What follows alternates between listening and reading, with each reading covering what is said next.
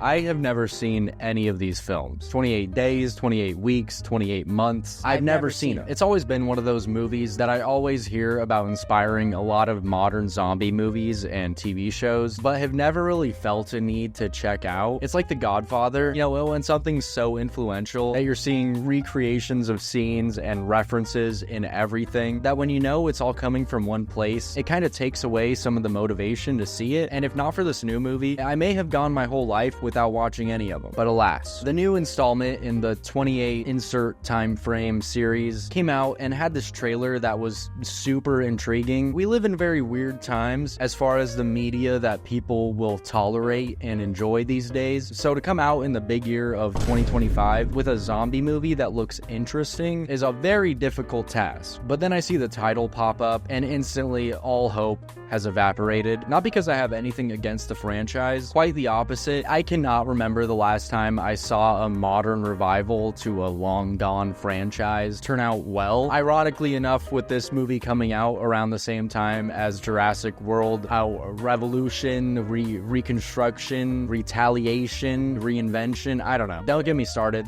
on the Jurassic World movies. I have been crushed in the past. One too many Matrix Resurrections in my system has caused all faith I once had in franchises to be completely gone. Seriously, I was so excited for that Matrix movie. I think a part of me died in that theater. But I'm happy to say 28 years later has broken that cycle. I was immediately intrigued when I started seeing people's reviews on this film. It was basically a 50-50 on whether you thought it was disappointing trash or a masterpiece. And nothing grabs my attention more than seeing that kind of response to a film, because at the least you know something interesting is happening there. You might not like the thing that they're doing, but it's at least not unanimously agreed upon ass. Anyway, after that, I spent the next week or so slowly watching and digesting the first two movies before I went to see 28 Years that weekend. And wow, 28 Weeks sucked. Okay, it didn't completely suck, but watching that film so closely after the first one, which was a certified zombie classic, it had some very shocking choices and some very unlikable kids. That one helicopter scene went crazy though.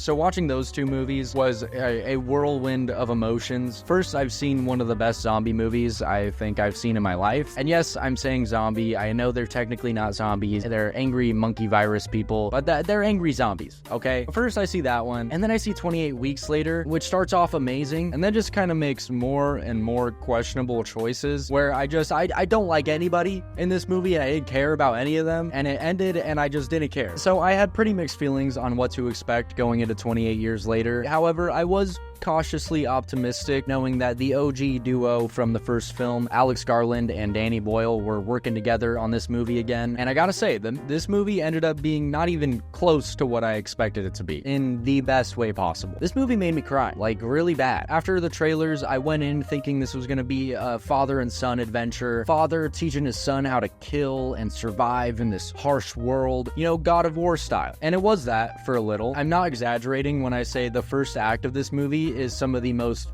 tense I've felt in a theater, and then the father turned out to be a dick. And you kind of see this kid, Spike, in real time process that his dad is a dick. They get back from being an inch away from death, and they're just partying, embellishing these stories of all the sick kills they got. And it's after this point that the movie evolves into a much more emotional journey for this kid desperately trying to save his sick mom, adventuring, meeting people, encountering some new zombies that have a weird mutation that gives him a third leg, and then when finally being confronted with the truth that his mom is going to die, learning how to deal with and embrace the beauty of death, like really fast too. I don't know, I mean, I get teaching a kid that death is a part of life, but to take his mom for a walk and come back with her freshly cleaned skull a minute later might be a little too soon. And it was this last act that really divided most people on this movie. You were either pleasantly surprised by this emotional turn of events like I was, or mad that you didn't get to see the father and son duo go out and kill more things, which is understandable, but like,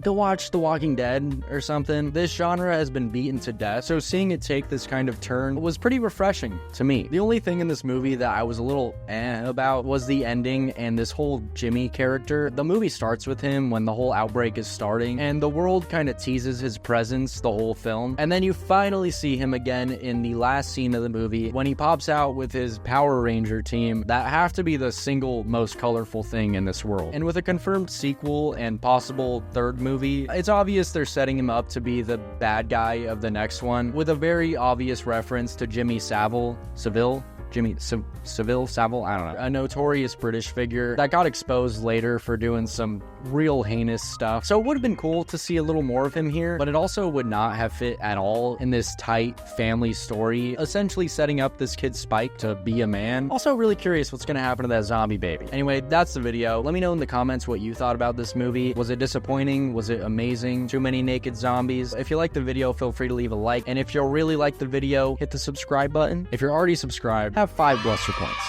on the house. Bye.